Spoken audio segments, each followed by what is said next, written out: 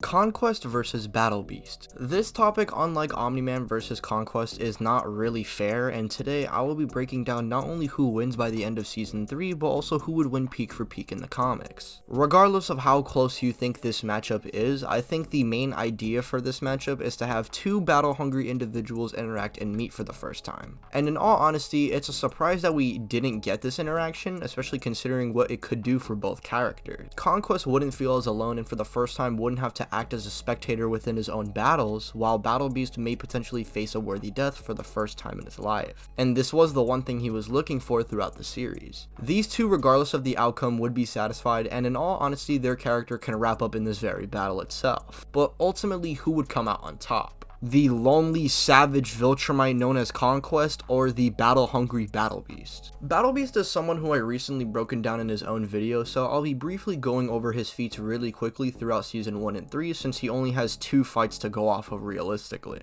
But if you want more information on the character, I heavily suggest you go and check out that video. Aside from Omni Man, Mark is probably the strongest by this point, so the fact that Battle Beast can do this effortlessly shows that he's definitely on a caliber similar to Omni Man himself, since both of them pretty much no diff Mark. And this is pretty consistent as well, since in Season 3, Battle Beast was able to fight and eventually rip apart an elite Viltrumite warrior, and these warriors were giving Nolan a pretty hard time. And mind you, Battle Beast isn't even using his weapons, meaning physically he's already on that elite Viltrumite tier. But honestly, aside from these 2 fights where he really isn't going all out, because in the first fight he isn't trying, and in the second one he's not only imprisoned, but he also doesn't have his weapons, this is sadly the best things I can say for Battle Beast going into this fight for Season 3. He should be above the Allen and Nolan that fought their Viltrumite, but Allen wasn't going all out and Nolan was weakened as he was about to get executed. I think Battle Beast specifically is stronger than this Allen and Nolan, but that's not really saying much considering Allen was not only holding back, but Omni Man was also weakened. And in all honesty, if both characters were at 100%, I think them versus Battle Beast is very 50-50. Now, although his show showings are a little bit disappointing, when we get into the comics, he is definitely a force to be reckoned with. By the later half of the book, he was someone who was on par with the strongest Viltrumite to ever live, that being Thragg.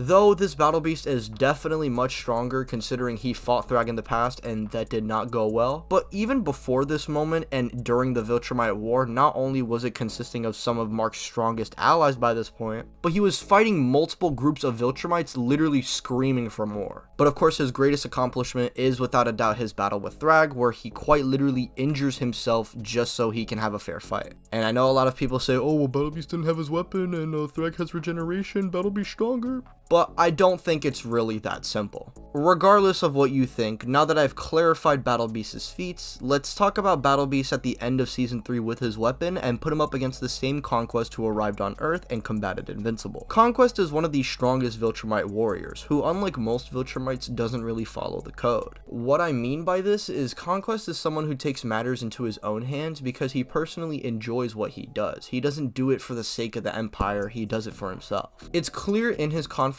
with Mark that he wants to bring out his power and rage, as this will give Conquest a more entertaining fight, since it makes it all the more satisfying when he beats down his opponent. And even after being weakened and witnessing Mark's significant growth throughout their fight, Conquest and Mark are now going blow for blow, and we even see Eve come in to shoot a hollow purple at Conquest, and even after this Mark would still struggle heavily against him and would just barely have what it takes to nearly kill Conquest. Now we know from the show and comics later on that Conquest is in fact not dead and would in fact fight Mark once again. We'd see him still holding back to a degree against Invincible, as Omni Man would even admit he acts as a spectator in his own fights. And Omni Man even said himself that Conquest was the greatest of the Viltrumite warriors. Realistically, the only Viltrumite that is stronger than Conquest should be Thragg, since Conquest is straight up scared of him. But Omni Man, along with any other Viltrumite warrior, in my opinion, should not be stronger than Conquest. They could maybe beat him in a fight at best if he's acting cocky, but realistically at full power, Conquest comes out on top. And now that we know where Conquest somewhat lies in terms of scaling, we can talk about how he compares to Battle Beast. Now I think going off of the fact that Conquest is already implied to be above Omni Man when he arrives on Earth, while Battle Beast is vaguely in his tier still, I don't think a full power Battle Beast right now would have what it takes to beat him in the show's continuity.